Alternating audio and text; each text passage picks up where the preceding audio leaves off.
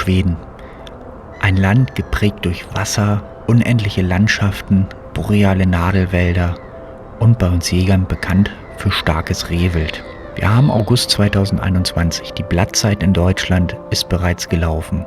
Felix, Steffen und ich, Alexander, machen uns auf den Weg, um den schwedischen Bock in der Blattzeit zu bejagen. Von Frankfurt am Main aus startend fliegen wir nach Stockholm, wo wir von unserem Freund Kalle abgeholt werden, 1 Stunde Richtung Norden fahren, grob Richtung Uppsala, im Revier ankommen und unsere Jagdwoche in Mittelschweden starten.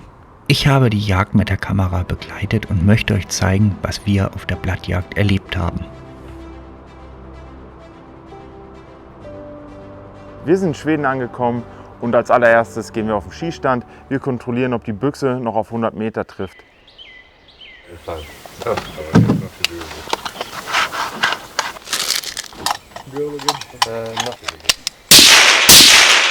Passt, dann kann es ja losgehen.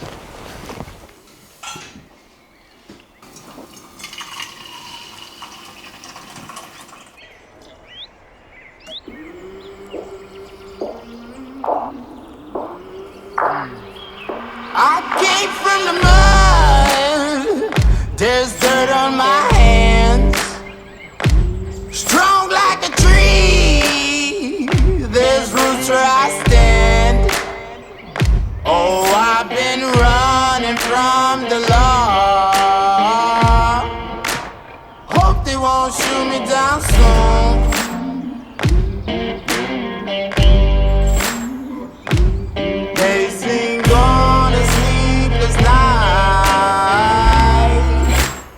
Die erste Situation, die wir jetzt hier hatten, war natürlich wirklich beeindruckend. Ich war mir unsicher, ob ich schießen soll oder nicht, weil wir vor 2 Minuten angefangen haben zu filmen und dann steht direkt so ein braver Bock vor uns. Ich meine auch ungerader Achter. Das Licht war halt noch nicht ganz so toll. Aber gut, also so kann es definitiv weitergehen.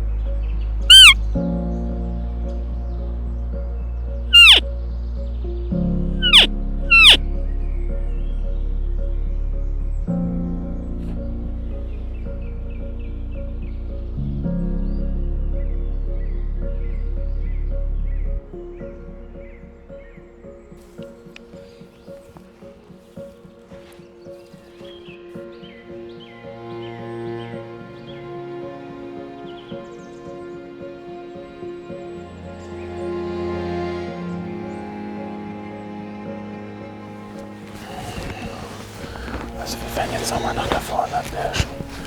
Ich halte es für eine relativ vielversprechende Ecke. Die Moskitos fressen uns gerade lebendig.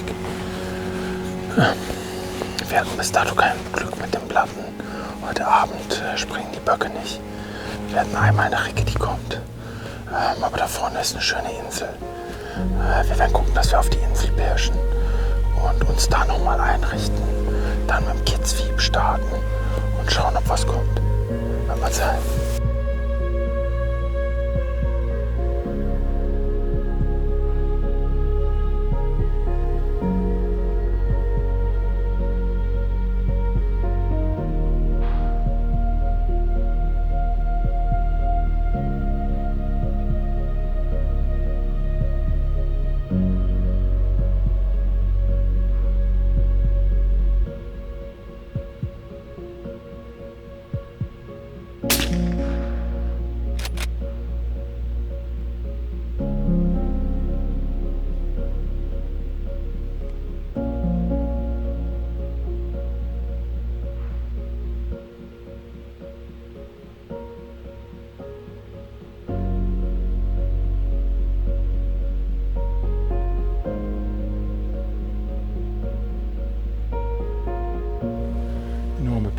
Anzeichen. Hier ist er lang und da liegt er. Super.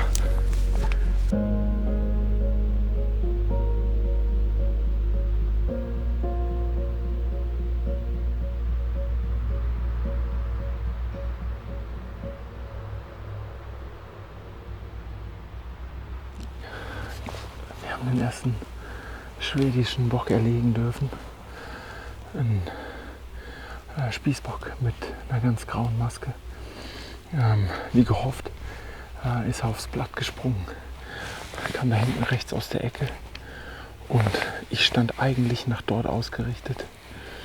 Und er ist rausgesprungen, wie es Rehwild ganz gerne macht, mit einem Satz raus und geguckt, was Sache ist. Und dann haben wir uns bestimmt 30 Sekunden lang einfach den Staredown gegeben. Und ja, wir haben uns angeschaut und er hat mich tatsächlich nicht mitbekommen. Ich stand hier, bin ruhig geblieben, habe mich nicht bewegt und wusste, ich muss irgendwie rüber, weil er wird auf mich zuziehen. Genau das hat er gemacht. Er ist immer näher gekommen, hat zum Glück aber dann suchend das Haupt runtergenommen, um Witterung aufzunehmen. Ja, von wahrscheinlich einer Ricke, die hier steht. Und dann ist er super reingezogen. Ich habe gewartet, bis er wirklich breit stand und habe dann kurz hinter Blatt einen sauren Schuss angetragen. Super, Wahnsinnserlebnis gewesen.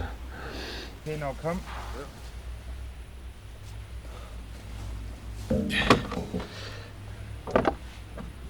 Yes. Ah, Thank you. nice. Yes, lots of mosquitoes. I called in one buck right away when we left, and I think it was the young one from here. Ah, okay. He Yeah, the one came running in was the- 25 minutes in front of me. Yeah. I stopped calling it.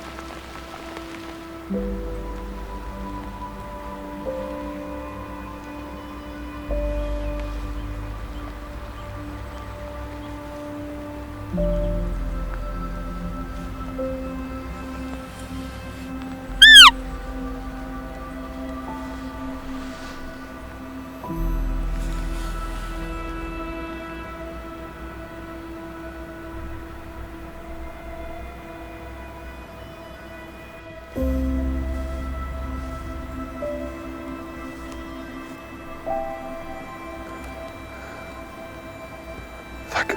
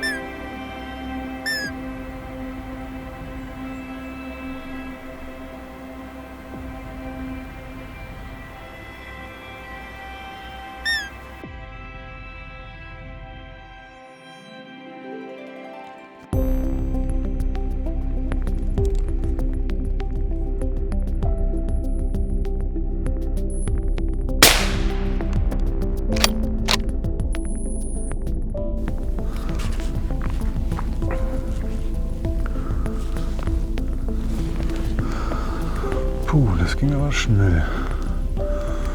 Der kam ja komplett aus dem Nix.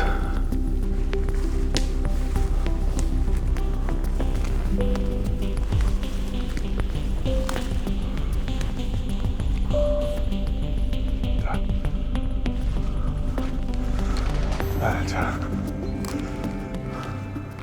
Ich bin immer wieder erstaunt, wie hell das Rehwild hier ist. Bei uns sind die ja um die Jahreszeit deutlich rötlicher oder so sattrot. Und hier sind sie, wirken fast so ein bisschen ausgeblichen. Das gilt auch für die für die Ricken oder Geißen, die Kitze ganz genauso und die Böcke eben auch. Und wir haben hier, glaube ich, richtig Glück gehabt. Ich bin super happy. Schwach vereckter Sechser, scheint auch nicht mehr der Jüngste zu sein. Und sowas aufs Blatt zu bekommen. In so einer schönen Gegend hier, hinter uns der Wacholder, da wird er auch gleich seinen letzten Bissen davon bekommen. Auch wenn der eine oder andere meint, das wäre nicht weitgerecht. Ich finde, das passt hier super hin. Mit dem Moos und den Flechten und den Felsen hinter uns. Also wunderschöne Landschaft hier in Schweden. Macht riesig Spaß hier zu jagen. Dann ist das Erlebnis irgendwie noch 3-mal mehr wert. Also ich bin super zufrieden, dass das so gut geklappt hat. Hier in dem Bestand kam gerade der Bock an, auf kurze Entfernung, 20, 30 Meter. War kein ganz einfacher Schuss, wie es oft ist bei der Blattzeit, aber es ging alles gut. Ist auch so ein richtiger Geheimrat, sieht aus, als hätte er ein bisschen zurückgesetzt und ist nicht mehr ganz so lang vereckt. Wir dürfen hier auf eigene Faust jagen, eigenständig, was irgendwie nochmal was anderes ist, wie wenn man einem Pirschführer hinterher dackelt.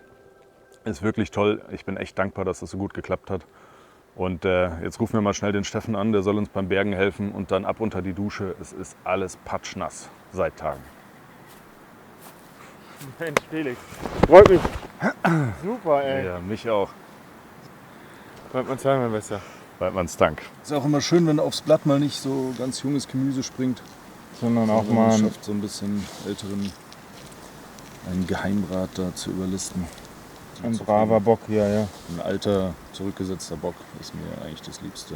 Mir ist dann egal, wie stark der ist. Und das war ein super Erlebnis, dass der hier so schön reinzog. Und schau dir das mal an mit den Flechten hier, Ja, mit mega. den Steinen. Das sieht schon richtig boreal hier aus. Und Dann würde ich sagen, bergen wir ihn jetzt ja, hilfst und uns bringen tragen? ihn, ja klar, und bringen ihn in die Kühlung.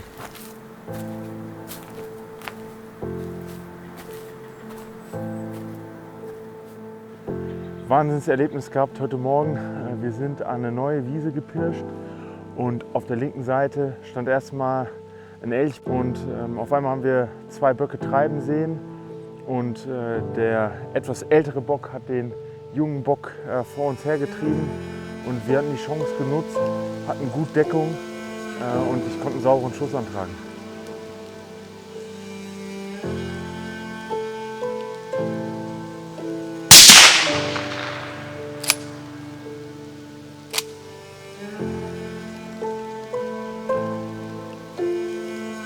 Der Bock lag im Knall. Ich denke mal Hochblatt. Schauen wir uns mal an. Das ist hier natürlich auch super Esung. Alles voller Rotklee. Deswegen stand mit Sicherheit auch der Elchbulle hier. Das ist wirklich also auffällig, wie viel Esung und was für Top-Esung die Schweden hier im Revier haben. Und daher auch der ein oder andere wirklich starke, kapitale Bock, den wir gesehen haben. Und hier liegt er.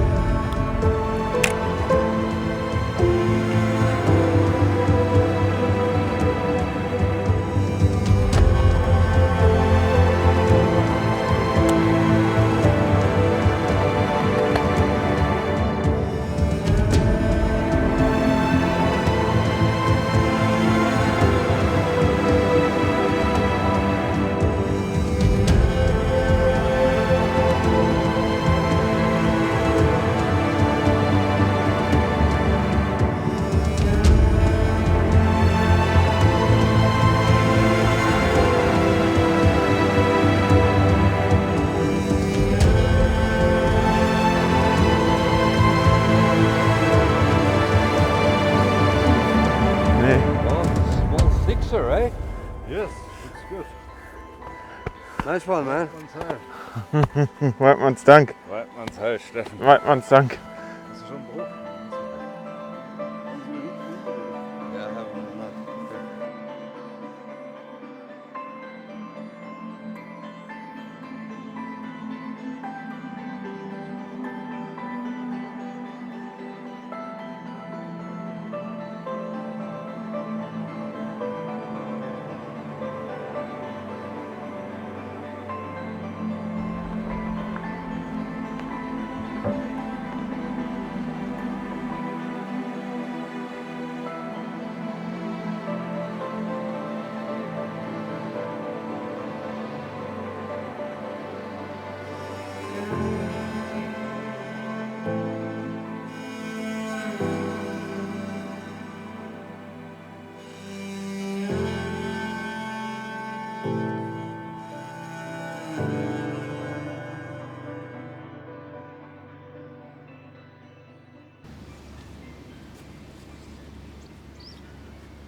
Nach dem Schuss beginnt die richtige Arbeit am Wildbret. Wir als Selbstversorger mussten natürlich auch sehen, dass wir was im Kühlschrank kriegen. Und so nahmen wir uns dem Wildbret an, zerwirkten das Wild, um es später auch in die Pfanne packen zu können.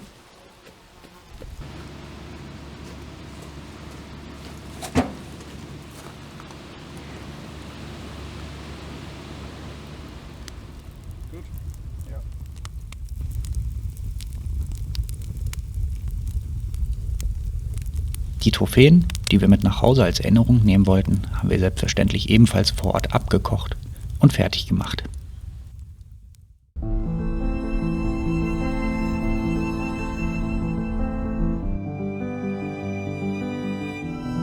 Yo, Doe. Yo, Mrs. Doe.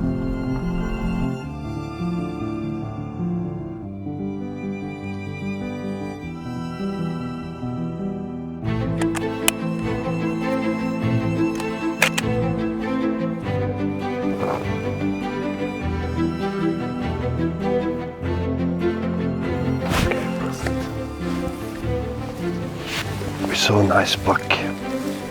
It's behind those trees. Now we're gonna try to make a stock.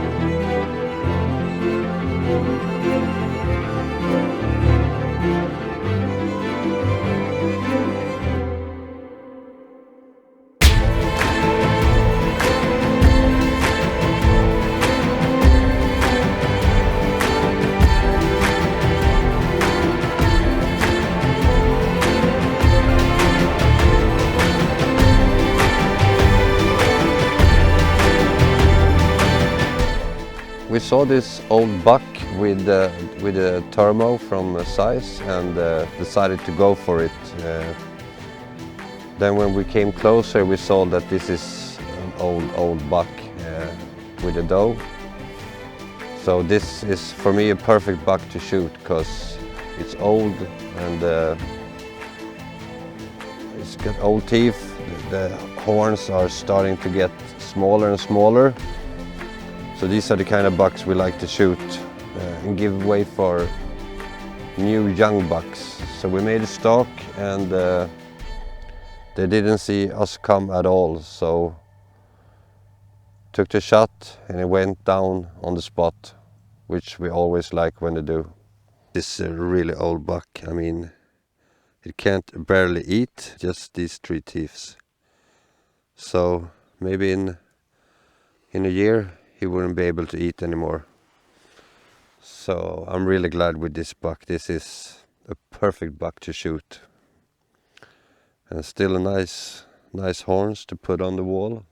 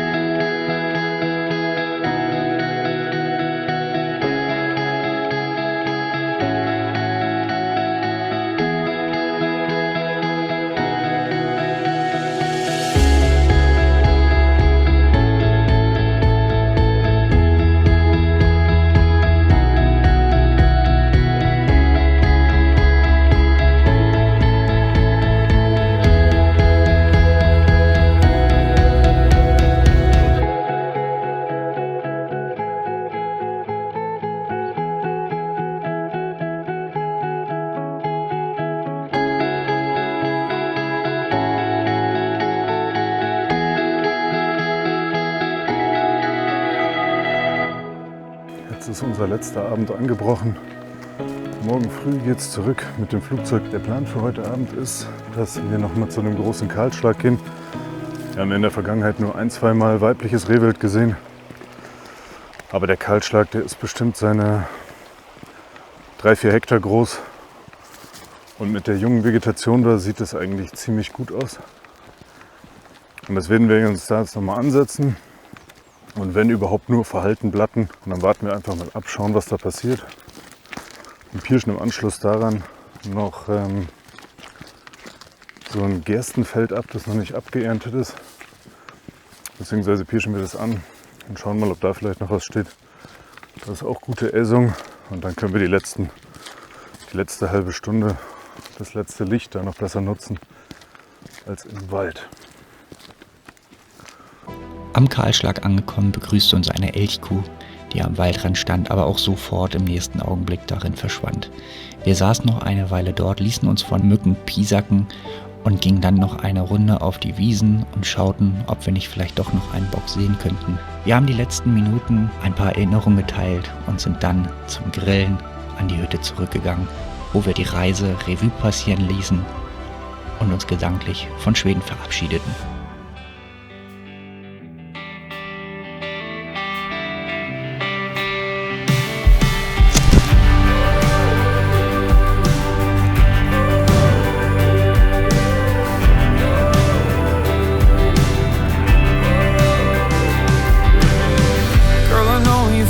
Think that we're crazy. They just haven't seen love this plainly. When they ask what on earth is going on, just tune your record in and play this song. 'Cause to me our love is like an old-fashioned finest whiskey poured out in our glasses. You are something sweet. Sip you slow, then repeat. You're the habit I thought I could be, but old-fashioned love's got a hold on me.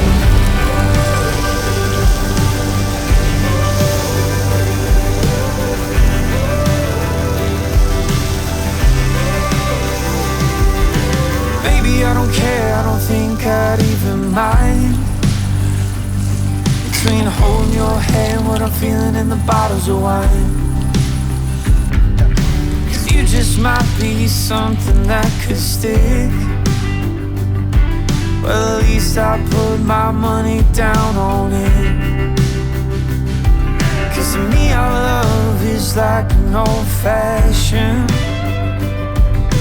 finest whiskey poured out in our glasses. You are something sweet. Sip you slow, then repeat. You're the habit I thought I could be, but old-fashioned love's got a hold on me.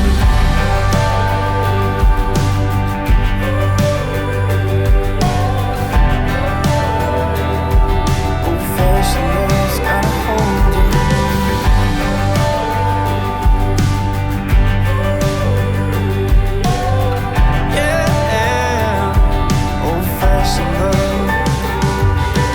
We've had pain and lovers go. We've been around enough to know